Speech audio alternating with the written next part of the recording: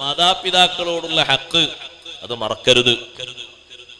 പ്രായം എത്ര കൂടിയാലും ഉമ്മയോടും ഉപ്പയോടുമുള്ള സന്തോഷവും സ്നേഹവും പെരുമാറ്റവും തിരുത്തരുത്. അവരെ ഇനി നിനക്ക് ആവശ്യമില്ലാത്ത ഒരു പരുവത്തിലേക്ക് ശയ്യാവലംബിയായി മാറിയാലും രോഗഗ്രസ്തരായി കിടപ്പിലായാലും നീ നിന്റെ ഒരു കുട്ടിയെ പരിപാലിക്കുന്നതിലപ്പുറം പരിപാലിക്കണം. വേണ്ട എല്ലാ ശുശ്രൂഷകളും ചെയ്തു കൊടുക്കണം. ഒരുപക്ഷേ ആ ഉമ്മയുടെ അടുത്ത് നിന്ന് ഒരു മിനിറ്റ് പോലും തെറ്റിപ്പോകാത്ത രൂപത്തിൽ നോക്കേണ്ടി വന്നാൽ, നിന്റെ കുറെ ദിവസത്തെ ജോലി നിനക്ക് ഒഴിവാക്കേണ്ടി വന്നാൽ ഒഴിവാക്കണം. എന്തിനാണെന്നറിയോ? ഉമ്മാന്റെ പൊരുത്തത്തിന് വേണ്ടി, ഖിദ്മത്തിന് വേണ്ടി. കൂടെ നിന്ന് കൊടുക്കുമ്പോ നിനക്കൊരുപാട് പ്രശ്നങ്ങൾ, തടസ്സങ്ങൾ വന്നേക്കും. സഹോദരാ, ഉമ്മാന്റെ കൂടെ നീ നിൽക്കുന്നത് ഉമ്മാക്ക് വലിയ സന്തോഷവും ഉമ്മാക്ക് വലിയ റാഹത്തുമാണെങ്കിൽ, ജുമുഅ ഒഴികെയുള്ള ജമാഅത്തിന് നിനക്ക് ഉദ്റുണ്ട്, പ്രതിബന്ധമുണ്ട്. നീ അവിടെ നിന്നാൽ മതി, നിസ്കരിച്ചാൽ മതി. ഉമ്മയുടെ തൊട്ടടുത്ത് നീ അങ്ങനെ നിന്നാൽ മതി. ആ ഉമ്മയുടെ ഒരു പൊരുത്തം കൺമറയുന്നതിന്റെ മുമ്പ് നിനക്ക് ലഭിച്ചാൽ, ഉപ്പയുടെ പൊരുത്തം ലഭിച്ചാൽ, നിനക്ക് പറയാൻ പറ്റുന്ന പേരാണ് അൽ അബ്റാർ. ബർറ് എന്ന് പറയുന്ന പേര്. ഗുണമുള്ളവൻ, ഭാഗ്യവാനാണ്, പുണ്യം ചെയ്തവനാണ്. മരിക്കുമ്പോൾ എന്റെ ഉമ്മ മരിച്ചല്ലോ, എനിക്ക് പൊരുത്തപ്പെടിക്കാൻ ധാരാളം ഉണ്ടായിരുന്നു എന്നാണ് ഇപ്പൊ പലരും പറയുന്നത്. അല്ലാഹു കാത്തുരക്ഷിക്കട്ടെ. ഉപ്പ പെട്ടെന്ന് മരിച്ചുപോയി ഉസ്താദേ, ഒരുപാട് വിഷയങ്ങൾ വാപ്പയോട് പറയാനുണ്ടായിരുന്നു, സമയം കിട്ടിയില്ല എന്നാണോ നീ പറയുന്നത്? നിന്റെ ആയുഷ്കാലം വെച്ച് റബ്ബ് തആല നിന്നോട് ചോദിക്കുമ്പോ എന്ത് മറുപടി പറയും? ബാപ്പയോട് ഗൗരവസ്വരത്തിൽ നീ സംസാരിച്ചപ്പോ കുറച്ച് അതിരുകവിഞ്ഞുപോയി. ഒരിക്കലും നീ അങ്ങനെ സംസാരിക്കാൻ പാടില്ലായിരുന്നു. ബാപ്പ സത്യത്തിൽ സംസാരിച്ചത് തീർത്തും ശരിയല്ലാത്ത രൂപത്തിലാണെങ്കിൽ പോലും നീ ക്ഷമിച്ചു നിൽക്കാനുള്ള കഴിവാണ് ആർജിക്കേണ്ടത്. ഒന്നും ഓർത്തിട്ടല്ല, ഒരൊറ്റ കാര്യം ചിന്തിച്ചിട്ടാണ്. ബാപ്പയാണെന്നൊരൊറ്റ കാര്യം, ഉമ്മയാണ് എന്നൊരൊറ്റ കാര്യം ചിന്തിച്ച് നല്ലോണം സ്വബർ ചെയ്യണം. പ്രായം കൂടുന്നതിനനുസരിച്ച് ചെറുപ്രായത്തിലെ അവസ്ഥ മാതാപിതാക്കൾക്ക് രൂപപ്പെട്ടു വരും. നമ്മൾ പ്രായമാകുമ്പോഴേ നമുക്കിത് ബോധ്യമാകൂ. പലർക്കും ചിന്തിക്കാൻ വേണ്ടി ഞാനൊന്ന് പറയാണ്, വിഷയം തീരൂല. ബാപ്പ ഉമ്മമാര് പ്രായം കൂടുമ്പോൾ ചെറുപ്പത്തിലെ സ്വഭാവം പ്രകടിപ്പിക്കും. എന്താ? ചെറുപ്പത്തിലെ ഒരു 4 വയസ്സുള്ള കുട്ടി ഒരു ദിവസം ഒരു വിഷയത്തെ പറ്റി 4ഉം 5ഉം ചോദ്യം ചോദിച്ചാൽ ആ കുട്ടിനെ തല്ലൂല. 5 ജവാബ് അറിയില്ലേ? ഇതേപോലെ കുറച്ച് ഓർമ്മക്കുറവ് ഉണ്ടാവുമ്പോ ബാപ്പയമ്മയും ചോദിക്കും. അപ്പൊ ചുണ്ടി മൂക്കരുത്, ദേഷ്യം കൂടരുത്, നല്ല മനസ്ഥിതിയോടെ മറുപടി പറയണം. ശബ്ദം കൂട്ടരുത്, ദേഷ്യം പിടിച്ചിട്ട് പലതും എടുത്ത് എറിയരുത്. നല്ല മനസ്സോടെ പ്രതികരിക്കണം. കുടുങ്ങിന്ന് പറയരുത്, ഒന്നും പറയരുത്. അതുകൊണ്ടാണ് ആ പ്രായത്തെ മാനിക്കാൻ വേണ്ടി അല്ലാഹു തആല പ്രത്യേകം നിർദ്ദേശിച്ചത്. പ്രായമുള്ള വാപ്പാരെയും ഉമ്മാരെയും തന്നിട്ട് സ്വർഗത്ത് കടക്കാൻ കഴിയാത്തവൻ എത്ര ഹതഭാഗ്യനാണ് എന്ന് ഹബീബ് സല്ലല്ലാഹു അലൈഹി വസല്ലം നിങ്ങൾ ചോദിച്ചില്ലേ?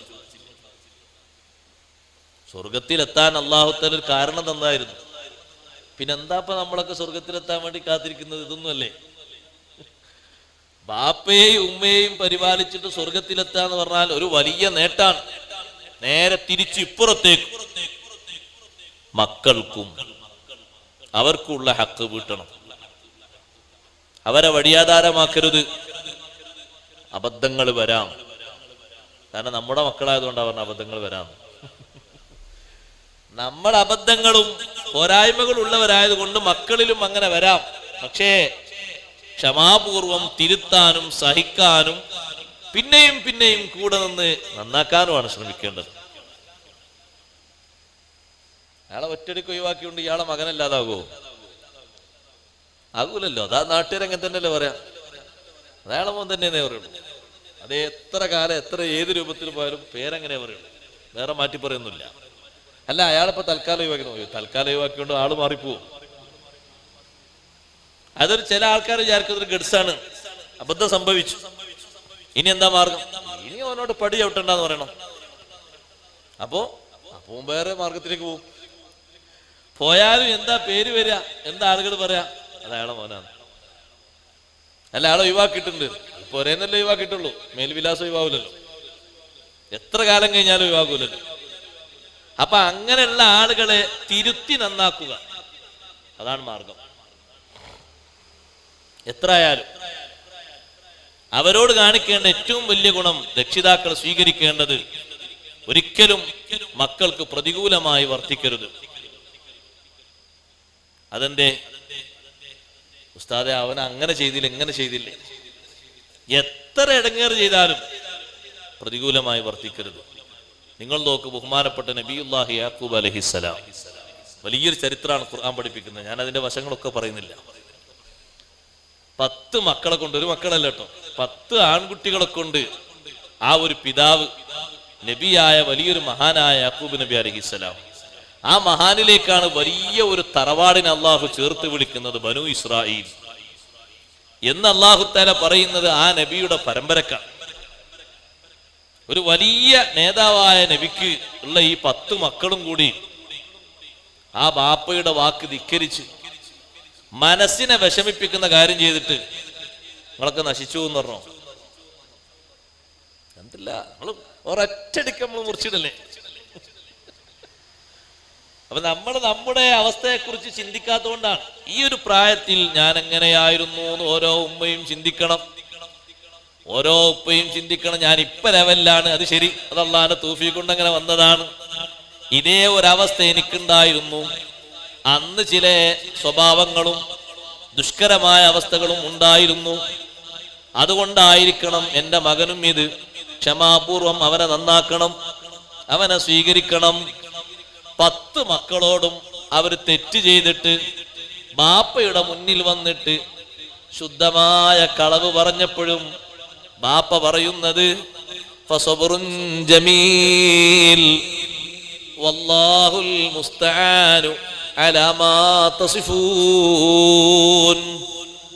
നിങ്ങൾ ഈ പറഞ്ഞതിനൊക്കെ ഞാൻ നന്നായി ക്ഷമിക്കുകയാണ്. നിങ്ങളെ വീട്ടിൽ നിന്ന് ഞാൻ പടിക്ക് പുറത്ത് നിർത്തുന്നില്ല. നിങ്ങൾ പറഞ്ഞതിനൊക്കെ ഞാൻ അള്ളാഹുവിനോട് സഹായം ചോദിക്കുന്നു. ഇത് പറഞ്ഞതിന് ശേഷവും ആ മക്കളോടൊപ്പം തന്നെയാണ് ആ നബി ജീവിച്ചത് വർഷങ്ങളോളം. അവരുടെ നന്മക്ക് വേണ്ടിയാണ് ആ ഉപ്പ പ്രാർത്ഥിച്ചത്. യാക്കൂബ് നബി അലൈഹിസ്സലാം വെള്ളിയാഴ്ച രാത്രി അത്താഴത്തിന്റെ നേരത്ത് എഴുന്നേറ്റ് അള്ളാഹുവിലേക്ക് കരങ്ങൾ ഉയർത്തി മക്കളുടെ നന്മക്ക് വേണ്ടി ദുആ ചെയ്തു. മക്കളെ മുഴുവനും അല്ലാഹു തആല സ്വാലിഹീങ്ങളാക്കി മാറ്റിക്കൊടുത്തു. നല്ല രൂപത്തിൽ ഹൃദയപൂർവ്വം ആ മക്കളെ ഉപ്പ കണ്ടു സ്വീകരിച്ചു, അവരോട് സമ്പർക്കത്തോടെ ജീവിച്ചു. കുട്ടിക്കാലത്ത് അവരിലുണ്ടായിരുന്ന മുരടിച്ച സ്വഭാവങ്ങളൊക്കെ മാറി ബാപ്പക്കും ഉമ്മക്കും അനുസരിക്കുന്ന നല്ല മക്കളായി മാറിയപ്പോ മിസ്റിൽ ഭരണം നടത്തിക്കൊണ്ടിരിക്കുന്ന യൂസുഫ് നബി അലൈഹിസ്സലാം ഈ ഒരു രംഗം കണ്ടിട്ട് ബാപ്പയോട് പറഞ്ഞു, ബാപ്പാ ഹദാ തഅ്വീലു റുയായ ഖദ് ജഅലഹാ റബ്ബി ഹഖ്ഖാ. ഈ സഹോദരങ്ങൾ, എന്റെ ജേട്ടന്മാരൊക്കെ നിങ്ങൾ അനുസരിക്കുന്ന രൂപത്തിലേക്ക് ഭാവത്തിലേക്ക് മാറിയത് കുഞ്ഞുനാളിൽ ഞാൻ കണ്ട ഒരു സ്വപ്നമാണ്. ആ സ്വപ്നത്തിന്റെ പുലർച്ചയാണിന്ന്. റബ്ബ് എനിക്കത് യാഥാർത്ഥ്യമാക്കി തന്നിരിക്കുന്നു. അത്താഴത്തിന്റെ നേരത്തെ എണീറ്റ് ദ്വാരക്കണം എന്ന് പറയുമ്പോൾ നമുക്ക് മടി. റമദാൻ മാസമാകുമ്പോ ഒക്കെ നീട്ടാൽ ആ സമയം ഒന്ന് പൂർത്തീകരിക്കാൻ വേറെന്തെങ്കിലുമൊക്കെ ചെയ്യും. ഒന്ന് ഒതുങ്ങിയിരുന്നിട്ട് പടച്ചവനിലേക്ക് കൽബും കണ്ണും തിരിച്ച് ഒന്ന് പറയാ. അതിന് നമുക്ക് കൂലിക്കാരെയും കൊണ്ടുവരണല്ലേ. ഹംദും സ്വലാത്തും ചൊല്ലിയിട്ട് മലയാളത്തിലങ്ങ് പറഞ്ഞാൽ മതി. അല്ലാഹു തആലക്ക് എല്ലാ ഭാഷയും അറിയും. എന്തിന്? ഇവരുടെ സ്വലാഹിയത്തിന് വേണ്ടി. അതൊക്കെ സ്വീകരിക്കണം, ആ മാർഗങ്ങളൊക്കെ. നിങ്ങൾ നോക്ക്, ബഹുമാനപ്പെട്ട ഹുജ്ജത്തുൽ ഇസ്ലാം അബൂ ഹാമിദുൽ ഗസാലി റളിയല്ലാഹു അൻഹുവിന്റെ ഉപ്പ ഗസാലി ഇമാം തങ്ങൾ എങ്ങനെ എത്ര വലിയൊരു മഹാനായത്. ഗസാലി ഇമാമിന്റെ ഒരു സഹോദരനും, രണ്ടുപേരും വലിയ മഹത്തുക്കളായത് എങ്ങനെ? പട്ടിണി പാവങ്ങളായിട്ടാണ് ജീവിച്ചത്. പക്ഷെ ബാപ്പ ഏതൊരു വാളിന്റെ മജ്ലിസിലും ഒരു ഇൽമിന്റെ സദസ്സിലെത്തിയാൽ ബാപ്പ ഇങ്ങനെ മനസ്സുകൊണ്ട് അള്ളാഹുവിനോട് പറയും, പടച്ചോനെ എനിക്ക് 2 മക്കളുണ്ട്, ഇതേപോലെ ദീന് ഉപകരിക്കുന്ന മക്കളാക്കി തരണം. എല്ലാ സദസ്സിലും ആ ബാപ്പ ആഗ്രഹം പ്രകടിപ്പിക്കാത്തതും ദ്വാരക്കാത്തതുമില്ല. അല്ലാഹു തആല അതങ്ങ് കബൂലാക്കി സ്വീകരിച്ചു. എത്ര വലിയ ഉപകാരമാണ് ഇന്നും ലോകത്ത് ഇമാം ഗസാലി റളിയല്ലാഹു അൻഹു കൊണ്ട് കിട്ടിക്കൊണ്ടിരിക്കുന്നത്. അതുകൊണ്ട് അവർക്ക് ഗുണം ചെയ്യാൻ മറക്കരുത്. 2 ഭാഗങ്ങളിലും ഗുണം ചെയ്യുമ്പോൾ കടപ്പാട് പൂർത്തീകരിക്കുമ്പോൾ അൽ അബ്റാർ, പുണ്യം ചെയ്തവർ എന്ന പേരിന് അർഹരായി തീരുകയാണ്. അതൊരു ചെറിയ സ്വഭാവമല്ല. നമ്മളെപ്പോഴും ശ്രദ്ധിക്കണം, സൂക്ഷിക്കണം. 2 സമീപനങ്ങളും കൃത്യമായി സ്വീകരിച്ചുകൊണ്ട് മുന്നോട്ട് കൊണ്ടുപോകാനുള്ള കഴിവ് ആർജിക്കണം. അല്ലാഹു തൗഫീഖ് നൽകട്ടെ. എന്തെങ്കിലുമൊക്കെ വിഷമിപ്പിക്കുന്ന വാക്ക് ബാപ്പയോ ഉമ്മയോ പറഞ്ഞാൽ പിന്നെ നമ്മളത് അതിൻ്റെ പേരിൽ അങ്ങനെ കുറേ കാലം വേണ്ട മാപ്പായി കൊടുക്കും. പുറത്തുള്ളവരും നല്ലല്ലോ. ആരാണിത്? ബാപ്പയും ഉമ്മയല്ലേ. മരിച്ചാലോ പൊരുത്തപ്പെട്ടു കൊടുക്കാൻ കഴിയില്ല. ഇത് വല്ലാത്ത, പിന്നെ അല്ലബറാറിലേക്ക് എത്തൂല്ല. മഹത്തുക്കള് ആ ഒരു പരിധിയിലേക്ക് എത്താൻ കഴിയില്ലല്ലോ. നല്ലവരുടെ സ്വഭാവത്തിലേക്ക്, പേരിലേക്ക് എത്താൻ ഉള്ള ഒരു മാർഗമാണ് ബാപ്പക്കും ഉമ്മക്കുമുള്ള ഖിദ്മത്ത്, ഗുണം ചെയ്യുക, അത് പൂർത്തീകരിക്കുക എന്നത്. അത് വലിയൊരു ഭാഗ്യമാണ്. അത് കിട്ടുന്ന ആളുകൾക്ക് പിന്നെ ഈ ദുനിയാവിൽ ഒന്നിനെയും പേടിക്കാനില്ല. ബാപ്പക്കും ഉമ്മക്കും ഖിദ്മത്ത് ചെയ്ത ആളുകൾക്ക്, അവരുടെ പൊരുത്തം സമ്പാദിച്ച ആളുകൾക്ക്, എന്റെ ശബ്ദം ശ്രവിക്കുന്ന ഉമ്മമാരോട് ഞാൻ പറയട്ടെ, 2 ബാപ്പയെയും 2 ഉമ്മയെയും കാണേണ്ടി വരും പലരും. 2 കൂട്ടരോടും നല്ല തന്മയത്വത്തോടെ, സ്നേഹത്തോടെ പെരുമാറണം. എല്ലാവർക്കും ഉണ്ടാകും. എല്ലാ ആണുങ്ങൾക്കും പെണ്ണുങ്ങൾക്കും ചിലപ്പോൾ 2 ബാപ്പയും 2 ഉമ്മയും വരും.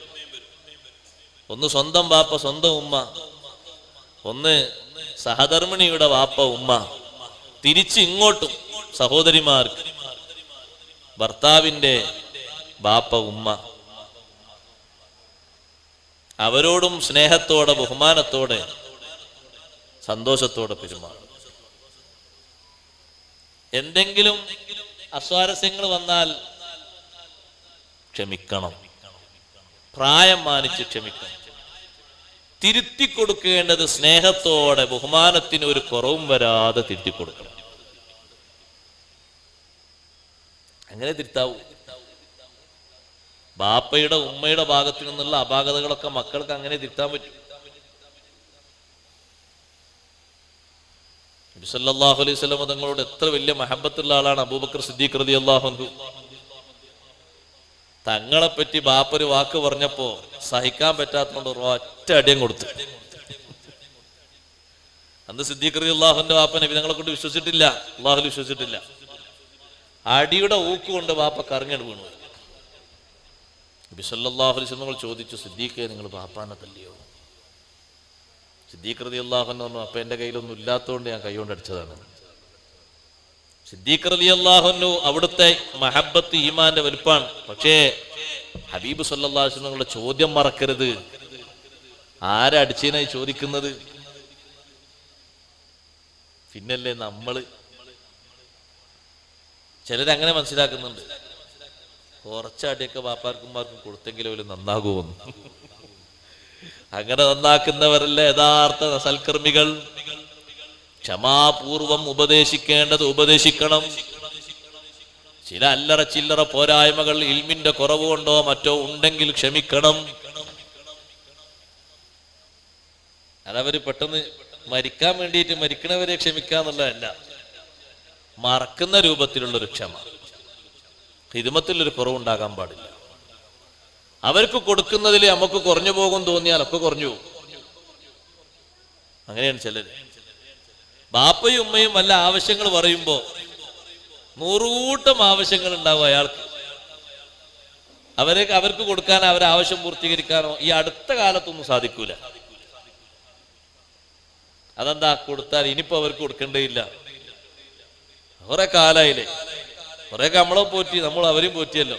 അങ്ങനല്ല, അങ്ങനെ ചിന്തിക്കരുത് സഹോദരങ്ങളെ.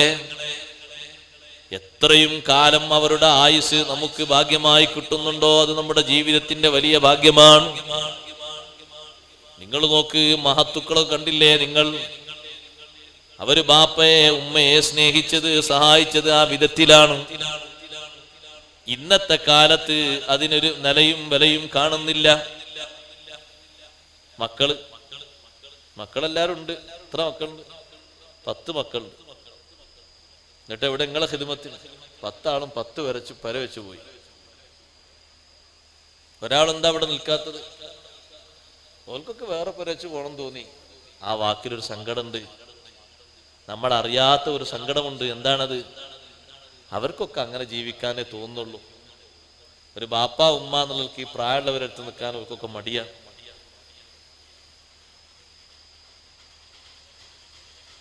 അങ്ങനെ എന്താണ് ചെയ്യുക? ചില ആണ്ടർദിയിലൊക്കെ വന്നു നോക്കുള്ളൂ.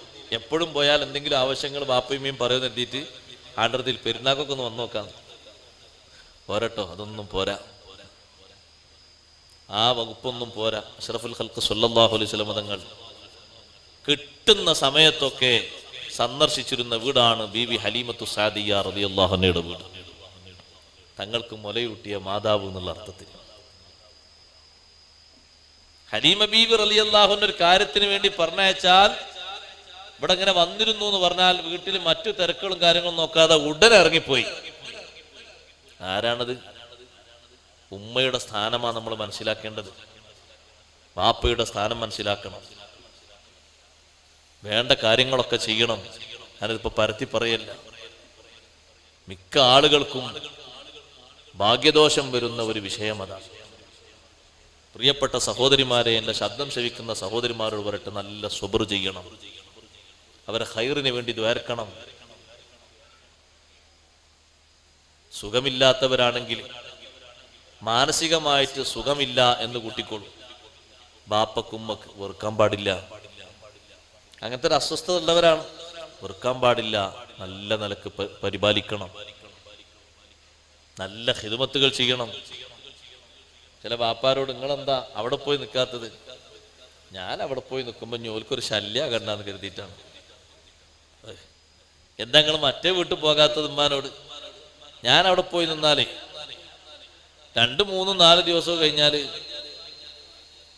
ഇമ്മഞ്ഞിപ്പോ പോയിട്ട് ഇനി എപ്പോഴാ അങ്ങോട്ട് വരിക എന്നൊരു ചോദ്യം ഒരു പക്ക ഒരു ഭാഗത്തുനിന്ന് തുടങ്ങും.